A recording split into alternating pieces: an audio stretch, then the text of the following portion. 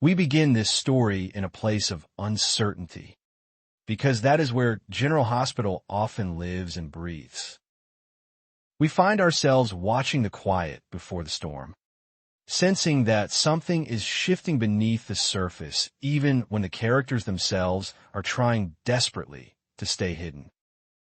New spoilers suggest that Ava is about to cross paths with Valentin, and from where we stand, that single encounter feels like the spark that could ignite an entirely new chain of chaos.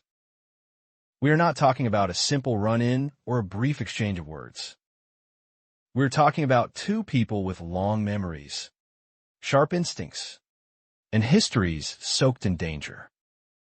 When those elements collide, nothing stays contained for long. We suspect that Valentin will make his way to Wyndemere, and that choice alone tells us how desperate and calculated he has become. Leaving Carly's house is not just a logistical move.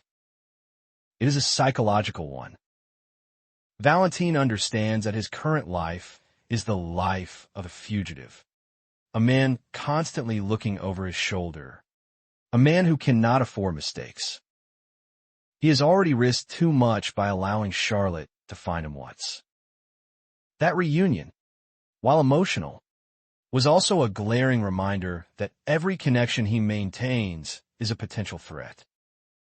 Valentin does not want his daughter stumbling upon him again, not because he does not love her, but because love is exactly what makes him vulnerable. Every person who knows where he is becomes a liability, both to themselves and to him. We see Valentin calculating his next step with cold precision. Wyndemere is not just a castle. It is a symbol of his past, his power, and his intimate knowledge of hidden corridors and secret passages. Hypothetically, if there is any place where Valentin could disappear without truly vanishing, it is there. The irony is hard to ignore. He chooses a place deeply tied to his identity in order to erase himself. That contradiction feels very Valentin. He likely believes that by blending into Wyndemere, he can control his environment better than anywhere else. He knows every stone, every shadow, every door that is not meant to be seen. From the previews, and from our collective intuition as longtime viewers, we sense that Ava's presence at Wyndemere is no coincidence. We and many fans seem convinced that Valentin and Ava are on a collision course. Valentin may attempt a disguise, possibly presenting himself as someone else entirely. He has always been skilled at deception, at playing roles, at becoming what the moment demands.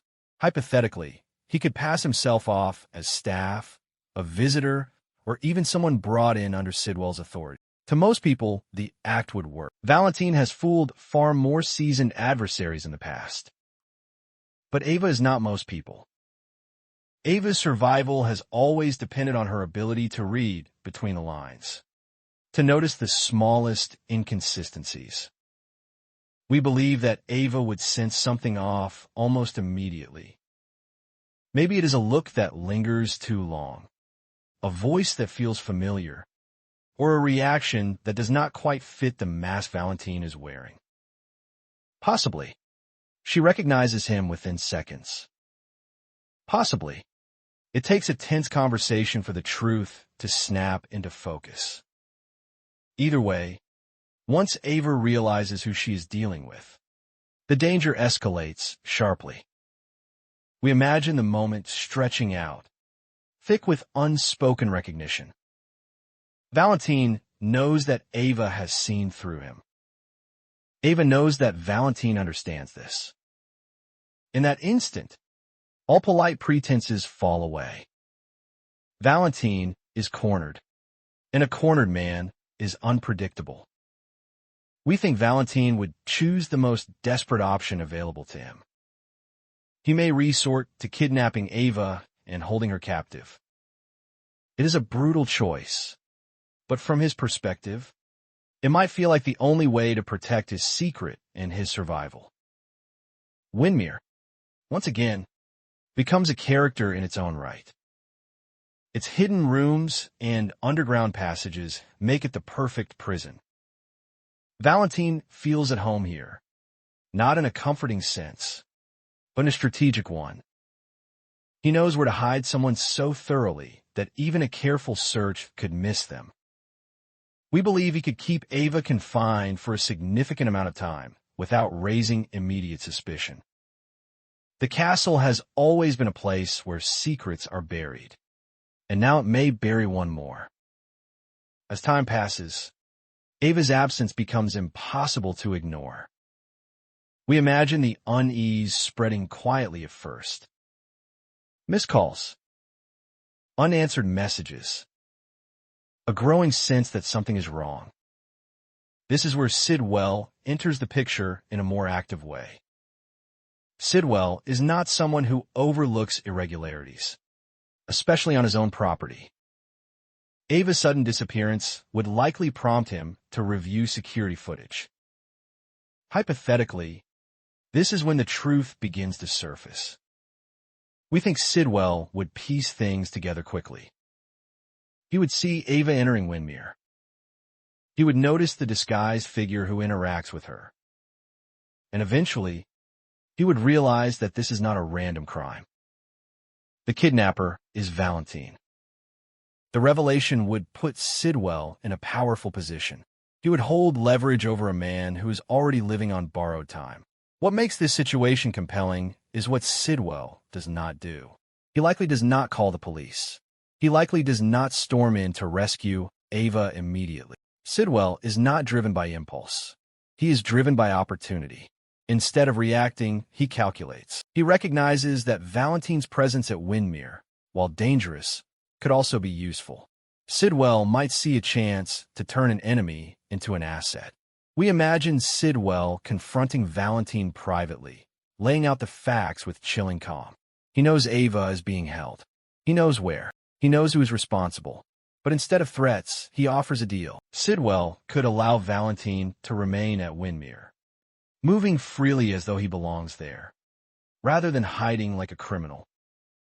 In exchange, Valentin must release Ava and agree to cooperate with Sidwell.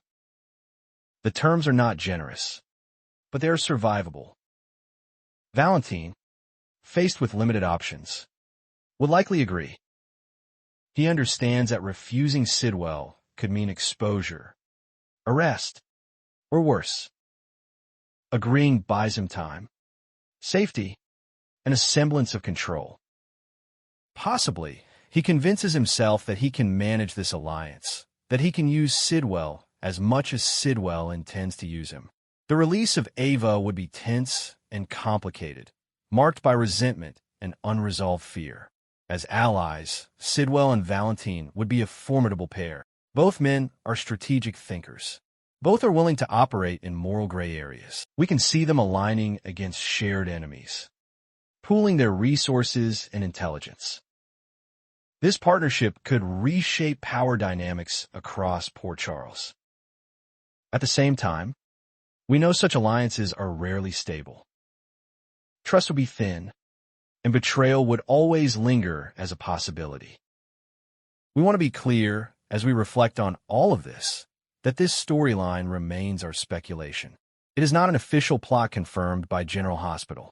We are imagining how these threads could weave together based on character history, narrative logic, and the hints we have been given. Still, the potential is undeniable. A confrontation between Ava and Valentin at Wyndemere, followed by captivity, negotiation, and a dangerous alliance, would deliver the kind of tension and complexity that keeps us watching. We end this story where we began, in uncertainty. If this path unfolds, it will not resolve neatly. It will ripple outward, affecting everyone connected to Ava, Valentin, and Sidwell. Secrets will deepen. Loyalties will be tested. And we, as viewers, will be left questioning who truly holds the power. and how long that power can last before everything collapses again.